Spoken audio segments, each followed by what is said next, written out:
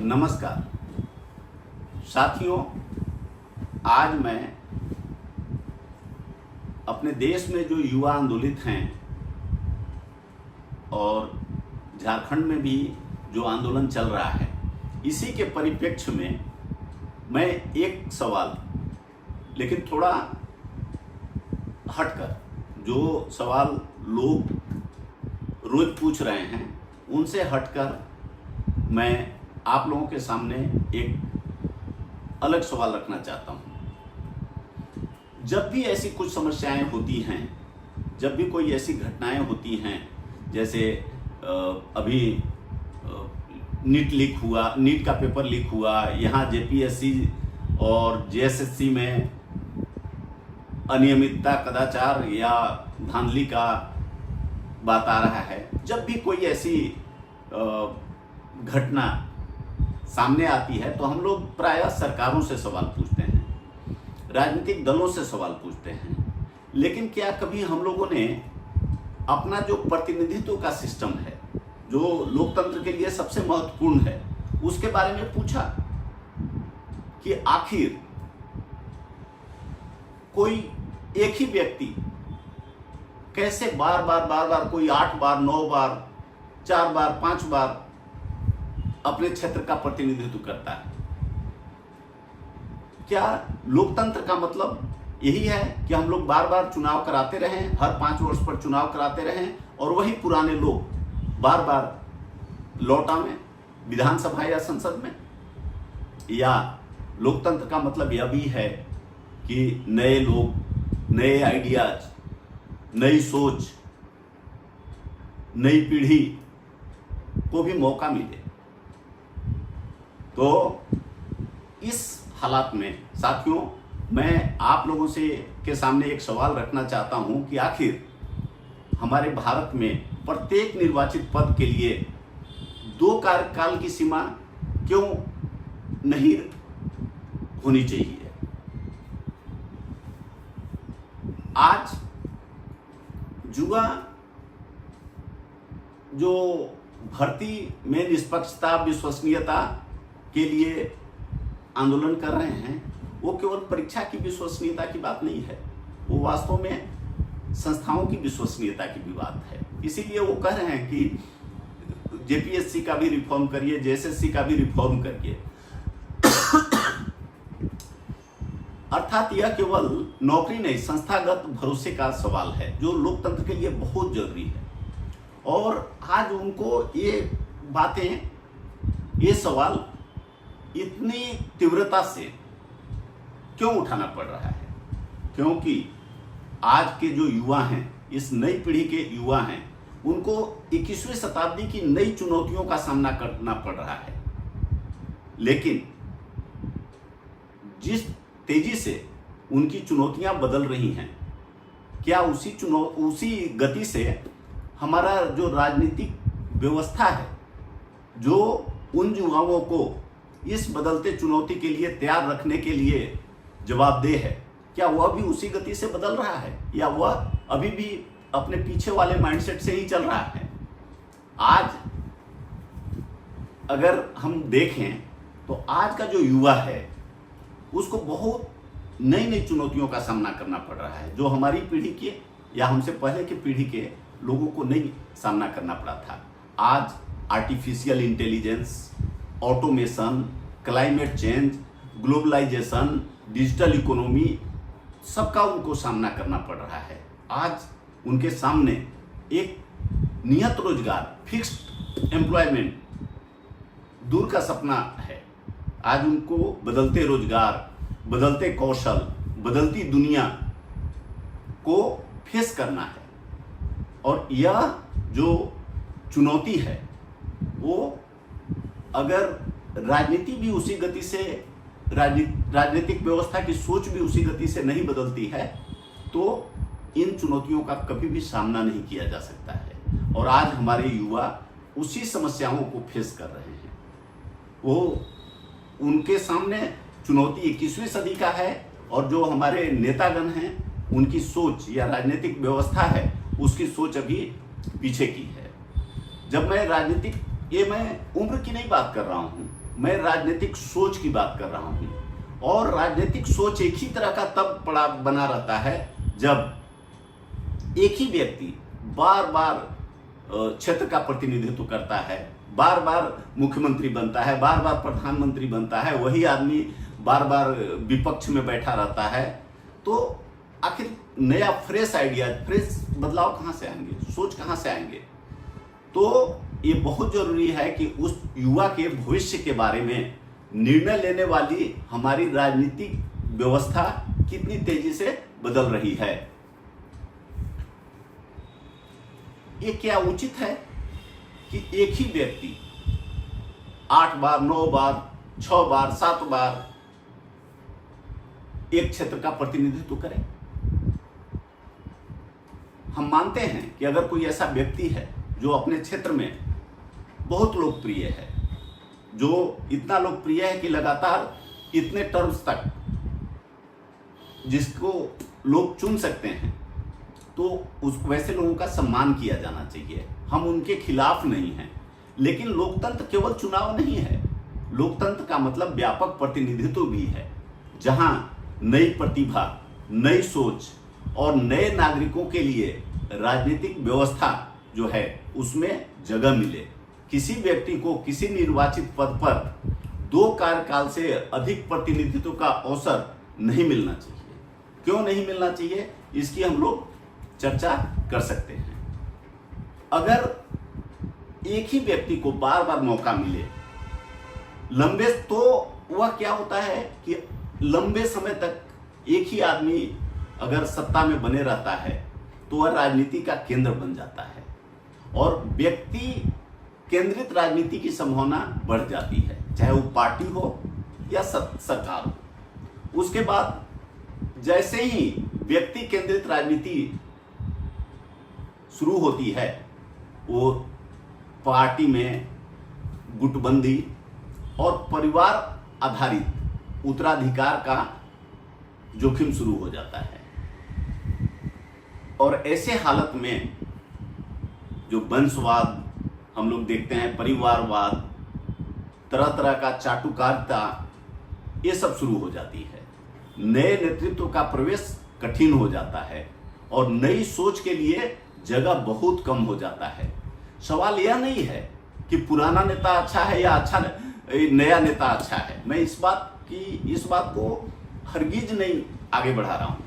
हो सकता है पुराना नेता नए नेता से अच्छा हो, लेकिन सवाल जो है वो है प्रतिनिधित्व का, सवाल है फ्रेश एयर का, फ्रेश आइडियाज का, और जो प्रतिनिधित्व है उसको व्यापक बनाने का, अधिक से अधिक लोगों तक पहुंचाने का। अब बहुत सारे लोग ऐसा सोचते हैं या ऐसा बोल सकते हैं कि अगर कोई अनुभवी व्यक्ति है तो उसके अनुभव का क्या होगा, उसके अनुभव का तो समाज के लिए उपयोग नहीं होगा या देश के लिए उपयोग नहीं होगा। ऐसी बात नहीं है।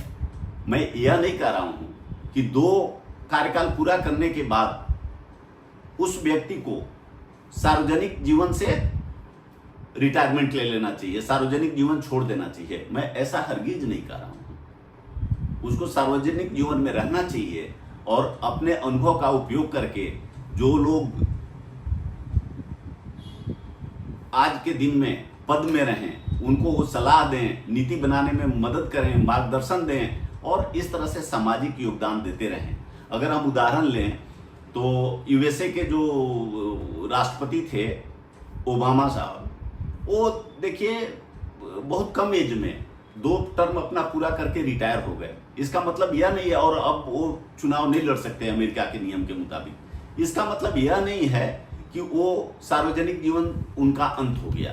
अभी भी वो मार्गदर्शन कर रहे हैं, अभी वो अपने अनुभव से वहाँ की जो लोकतांत्रिक समृद्ध परंपरा है, लोकतांत्रिक व्यवस्था है, नीतियां हैं, उनको समृद्ध कर रहे हैं। तो निर्वाचित पद पर केवल हम बात कर रहे हैं कि निर्वाचित पद के लिए चूंकि दूसरे नागरिक को भी अवसर मिलना चाहिए। लोकतंत्र का तकाजा यही है। अदरवाइज डिक्टेटरशिप और लोकतंत्र में क्या अंतर रहेगा? अगर एक ही आदमी जीवन भर रह रहा है तो फिर वो लोकतंत्र लोकतंत्र नहीं रह जाता है। लोकतंत्र में अनुभव और नवीनीकरण दोनों जरूरी है, एक्सपीरियंस और रिन्यूअल, और ये तभी संभव है जब हम लोग ऐसा सिस्टम बनाएं कि एक ही व्यक्ति बार बार अपने क्षेत्र का प्रतिनिधित्व नहीं करे। पद की सीमा अनुभव की सीमा नहीं है, अनुभव बना रहे और पद बदलता रहे। बहुत सारे लोग कहेंगे कि ये लोकतंत्र है, लोकतंत्र में जनता जिसको चाहे उसी को चुनेगी। तो अगर जनता एक व्यक्ति को अगर 10 बार भी चुनना चाहती है, 8 बार भी चुनना चाहती है, 9 बार भी चुनना चाहती है, तो आखिर हम लोग कौन होते हैं उनको रोकने के लिए? लेकिन ये सही आर्गुमेंट नहीं है, सही तर्क नहीं है। लोकतंत्र केवल बहुमत के पसंद की बात नहीं है, इसका एक लोकतांत्रिक तरीके से डिजाइन भी होता है, लोकतांत्रिक तरीके से संस्था को बनाया भी जाता है।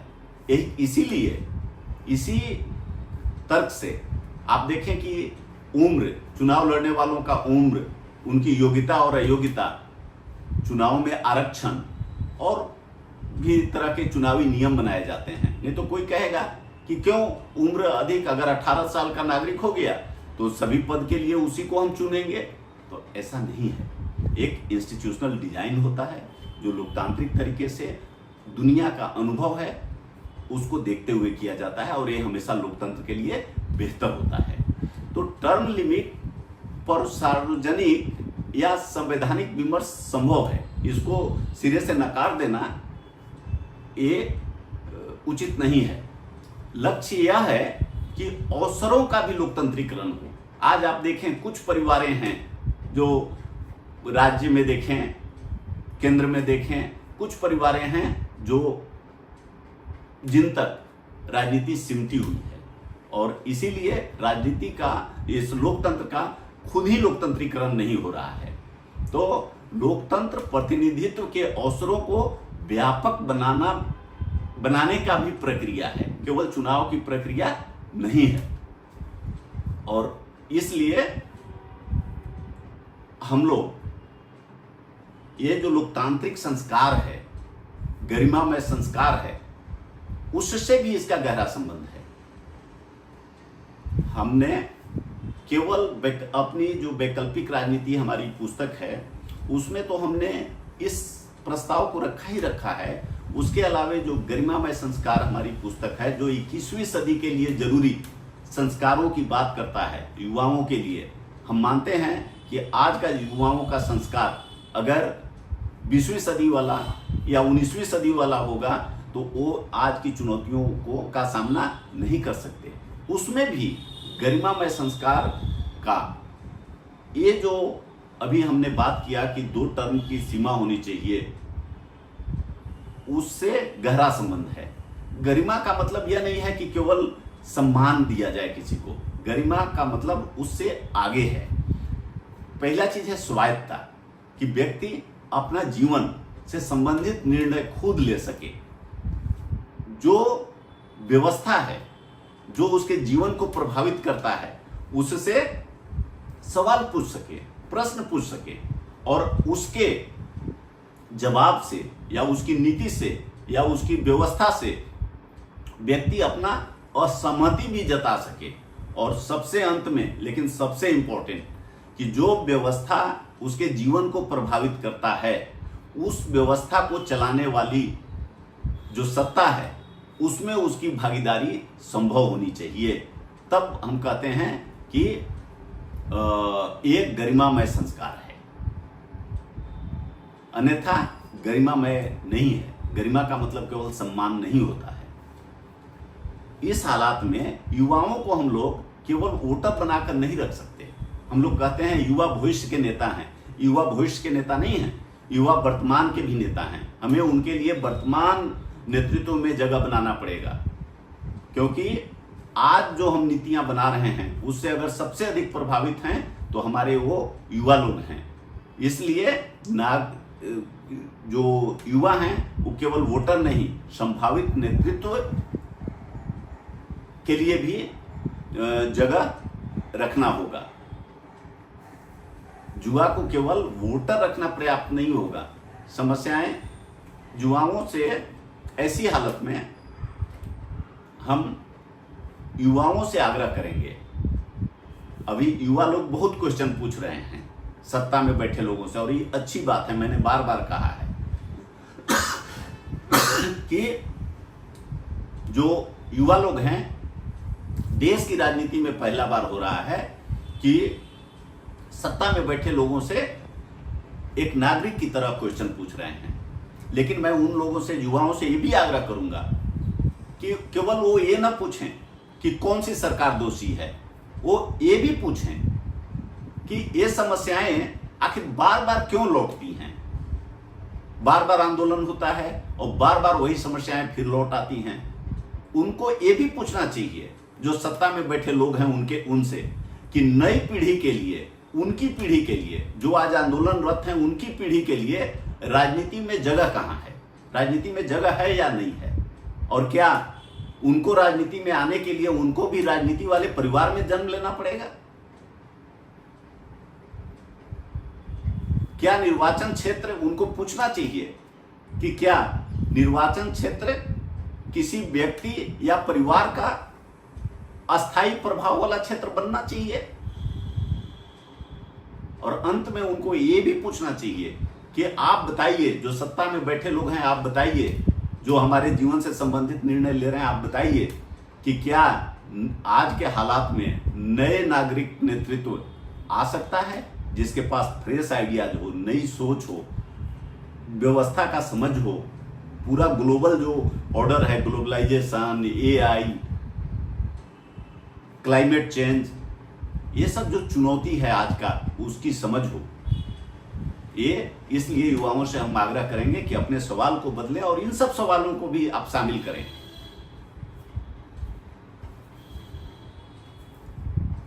और अगर अधिक नागरिक राजनीति में आएंगे, अधिक से अधिक लोग आएंगे, अधिक से अधिक लोगों का भागीदारी होगा, नए नेतृत्व के लिए रास्ता खुलेगा। पद का पहचान अस्थाई पहचान से नहीं होगा। आज हम लोग क्या कहते हैं, पद, कोई पद है, अगर आप देखें कोई राज्य है तो उसका मुख्यमंत्री कौन बनेगा आगे 20 साल तक, अभी ही आप बता देते हैं, ए बी सी डी इसमें से कोई होगा। ये नहीं होना चाहिए। पद का अस्थाई पहचान कोई व्यक्ति से नहीं जुड़ना चाहिए। और जो हमारे युवा हैं उनको हम ये भी कहेंगे कि आप समर्थक से आगे निकलिए, सक्रिय नागरिक बनिए। अब जैसा कि अभी आप सवाल पूछ रहे हैं, सवाल पूछिए, और जो शता तंत्र है और प्रचार तंत्र है उससे आगे बढ़कर आप राजनीतिक चेतना डेवलप करिए और अपनी मुद्दा को समझिए। और जब नए लोग आएंगे राजनीति में, तभी कहते हैं ना, फ्रेश एयर आएगा। नई हवा के लिए लोकतांत्रिक खिड़की हमेशा खुला हुआ होना चाहिए, जो आज भारत में बंद है। लोकतंत्र की ताकत यह नहीं है कि नेता कितने वर्षों तक टिका रह सकता है। बड़ी गर्व से यहाँ बोलते हैं हमने 9 बार का प्रतिनिधित्व किया, 8 बार का किया, और उसके बाद भी उनके क्षेत्र का हाल अगर आप देखें तो बुरा बना के रखे हैं। तो लोकतंत्र की ताकत यह नहीं है कि एक व्यक्ति कितने बार चुनाव जीत जा रहा है। लोकतंत्र की ताकत यह है कि प्रतिनिधित्व कितना व्यापक है, महिलाओं का, युवाओं का, वंचित तबकों का, सबका, गांव का, शहर का। तब जाकर हमारा लोकतंत्र का लोकतंत्रीकरण होगा। अंत में फिर से हम कहेंगे कि 2 कार्यकाल का जो अभी प्रस्ताव है उससे हमारा नेतृत्व का रोटेशन होगा। यह कोई पुराने नेता का विरोध नहीं है, यह नए नेता, नए नेतृत्व के पक्ष में है। पुराना नेतृत्व से का विरोध नहीं है। वो पद से बाहर रह के भी मार्गदर्शन कर सकते हैं, अपने अनुभव का फायदा समाज और सरकार को दे सकते हैं। यह अनुभव का विरोध नहीं है, नवीकरण का है, रिन्यूअल का है। एक ही आदमी रहने के बजाय रिन्यू करिए। हम लोग कपड़ा पहनते हैं, कुछ दिनों के बाद बदलते हैं। खाना खाते हैं, हम लोग कुछ दिनों के बाद बदलते हैं। एक ही चीज नहीं रोज रोज खाते रहते हैं। उसी तरीके से ये कोई विरोध नहीं है। इसका मतलब हम लोग खाने को बदल देते हैं, इसका मतलब ये नहीं है कि उस चीज को हम खाना बंद कर दिए, हम उससे खराब हम उसको मानने लगे। एक ही चीज हमेशा रिन्यूअल खोजता है, कोई भी चीज हमेशा रिन्यूअल, बदलाव खोजता है। उसी तरह प्रतिनिधित्व में भी बदलाव होना चाहिए और हमेशा व्यक्ति से बड़ी संस्था होनी चाहिए। ऐसा नहीं है कि आजकल क्या है, संस्था से बड़ी व्यक्ति बन जा रहे हैं लोग। कोई पद है, प्रधानमंत्री है तो एक आदमी से जाना जाता है। ये नहीं कि प्रधानमंत्री बड़ा है, वो पद व्यक्ति बड़ा बन जा रहा है। पद से बड़ी व्यक्ति से बड़ा संस्था होना चाहिए और उस संस्था पद से भी बड़ा नागरिक जिम्मेदारी होनी चाहिए। अंत में साथियों, मैं आप लोगों से गुजारिश करूंगा, आप सोचिए कि क्या भारत में निर्वाचित पदों के लिए अधिकतम 2 कार्यकाल की सीमा होनी चाहिए या नहीं होनी चाहिए? आप क्या सोचते हैं? अपनी राय कमेंट में लिखें। अगर आप सहमत हैं कि होनी चाहिए तो इस वीडियो को अधिक से अधिक शेयर करें और कमेंट में आप ये भी बताएं कि और किन बातों पे हम लोगों की चर्चा होनी चाहिए। मैं उसको देखूंगा और उस विषय पर अपने विचार व्यक्त करूंगा। तो आप सब्सक्राइब करें और अगर पसंद आ रहा है तो लाइक करें। बहुत बहुत धन्यवाद। नमस्कार।